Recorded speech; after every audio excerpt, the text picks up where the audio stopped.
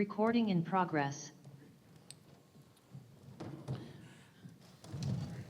All right, we are joined on the podium by North Texas head coach Ross Hodge, Brennan Lorient, and Atin Wright. Coach, we'll just start with a couple of comments from you about the game, and then we'll open it up for questions. Yeah, I want to start out by congratulating Coach Kennedy and his group, defending tournament champions, to bring back a good amount of those guys and navigate the season as they did and put themselves back in position to do it again is commendable. As far as the game went, I felt ultimately the close of the first half was probably our demise. Neither team was playing great offensively for a good majority of the first half. I thought both teams were playing really hard defensively, two physical teams. It was 17-17, and then they closed the half on a 13-3 run and to go up 30-20, which ended up being the final margin of victory. And during that stretch, we did not do a good job of executing against their 1-3-1 zone. It's something that they go to. I mean, we've played them twice and played them a ton through the year, so it wasn't something that necessarily surprised us or caught us off guard. We just didn't execute great against it and felt the squeeze a little bit, and I wish I could have, as a coach, you just wish you could help your guys out a little bit in those situations. It was a little bit uncharacteristic of this team. We had 9 turnovers in the first half and then really played a pretty much a mistake-free game in the second half up until the very end when, 10 slipped and Belo stepped out of bounds. Game was kind of decided at that point as well, but just didn't play well enough to win against a quality team. At this time of year, you got to play good, and we didn't play well enough. I didn't do a good enough job as a coach, and you got to give them a lot of credit. And I love the fight of the group. I didn't expect anything else. I thought throughout the whole game it was a group that fully anticipated we were still going to come back and win the game.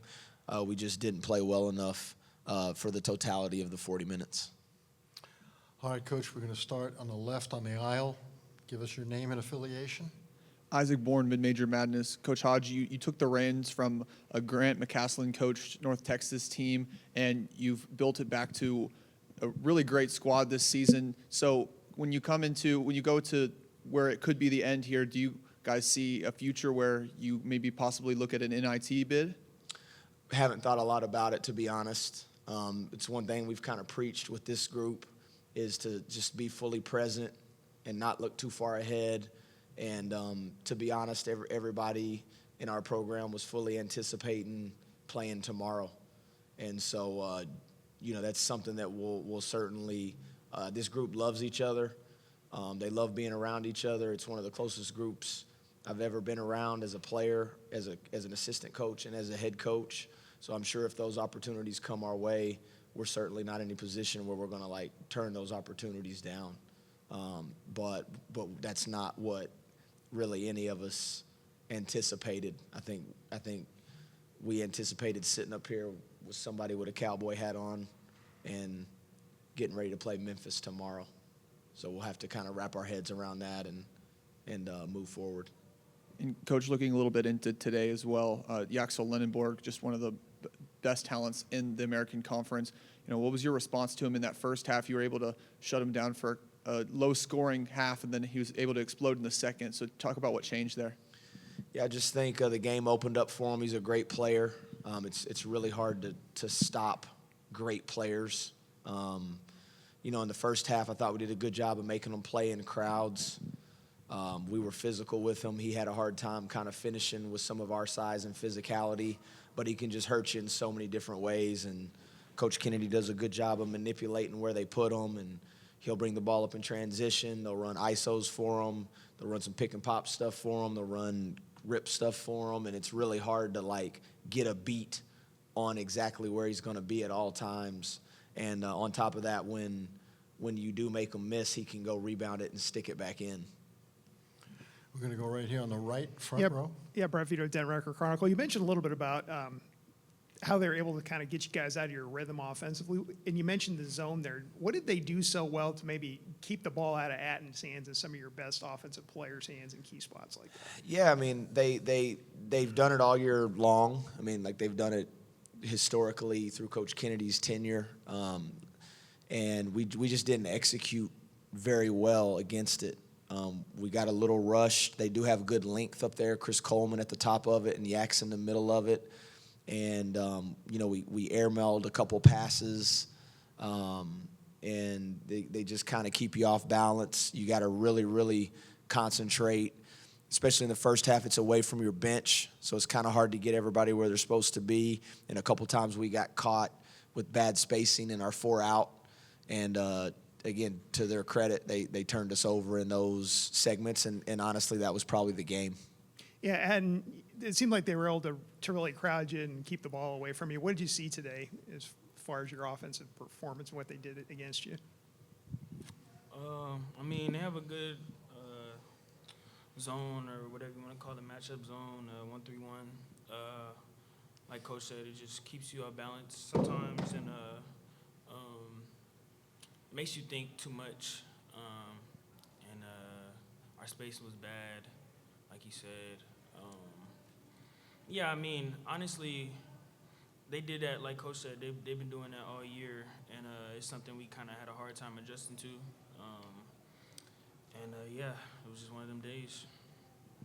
Front row on the left. Ethan Poinski, Mean Green 24/7. Coach, just going into halftime down 10, kind of what was your message and like what adjustments did you want to see there? In the second half? The message was I thought we played like extremely hard, and I thought we defended at a really high level to keep us right where we needed to be, despite of some of our offensive deficiencies.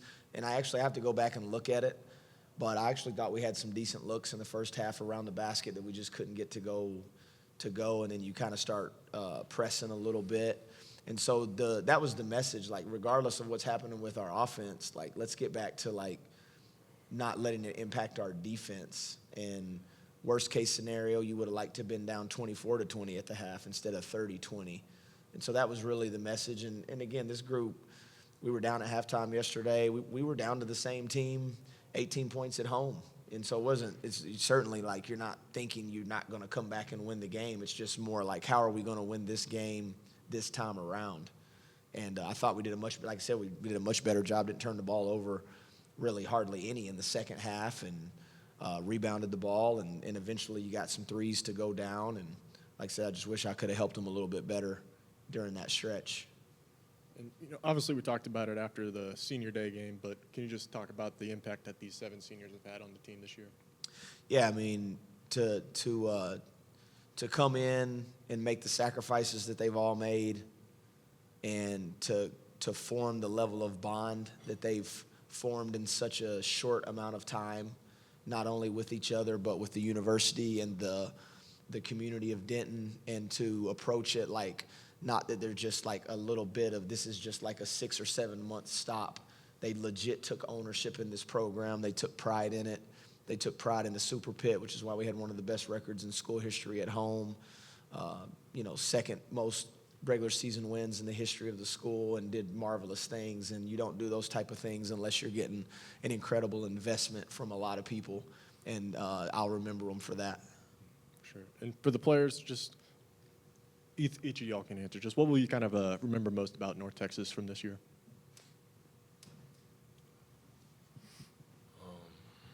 I think I'll say what I remember the most is just how much I love the guys that we have around, and we all try our best every day, and we always all want to get better, and that's something that we should continue to do. On the left. Oh, sorry. Go ahead. I'm sorry. I was just going to say the camaraderie of the team. Like Coach said, we're all new coming in here. And it's sometimes, most of the time, hard to get guys on the same page, especially for a few months, couple months. But we all loved each other, honestly. And that's definitely the one thing that, we'll all miss, honestly. Hey, Coach Robbie Listella, BleacherBrothers.com. You guys are right on the cusp of a potential at-large, but it looks like it'll be just short. Is there anything you may do differently next year schedule-wise, or potentially you would want the conference to get involved with to make that at-large closer than it is now? Did Tim put you up to that question? No, sir. I just land. No, honestly, I think we had opportunities in the non-league. We had opportunities to get some quad one wins. Now the hard part is when you're bringing a brand new group together like we did, you really got to like fast track, and so you end up and you go play a team like McNeese on the road, who had half their team back, and it's really early, but that is a quad one opportunity. We played a really good Utah State team on a neutral floor in Disney, had a chance to win the NIT championship. Obviously, we scheduled Oregon State at home, went and played on the road at Minnesota. So, we've always really challenged ourselves in the non-league. It's something that I do think we try. We try really hard. We're really patient in scheduling. We went to High Point, and again, there's just not many people willing to go play that game, but you had an opportunity there. And if you maybe you don't have to win all of them, but if you're able to beat McNeese, if you're able to beat Memphis on the road, then you're sitting there and you've got a couple quad wins and your metrics are really nice, and you probably are on the right side of the bubble. And then for Brennan, what did Coach Hodge and this UNT team do to help you kind of develop your game this year? I think what Coach Hodge did this year was it wasn't about the basketball. It was just more growing as a man and taking care of my responsibilities every day and every single day. And my teammates, they always showed love, and I loved them for that. Front row on the left. No, North Texas Daily. And I kind of want to ask you about those kind of first couple threes in the second half. You were held scoreless in the first, and just how much energy you saw the team kind of regain and the momentum you saw when you saw the first one go down. Definitely gained a little momentum. I think honestly it was just about us getting stops at the end of the day. I mean, it could have been anybody scoring. We would have gained momentum. But, I just think getting stops gave us more momentum than really scoring. And what is it like just as a player and just to play these games? This your third contest against UAB this season in these close, tight games. And what's it like in that atmosphere playing against that kind of competition? It's a great atmosphere. Shout out to all our fans, all their fans. They always bring the energy. We always compete. Great coaching, great players. Yes. Gotcha.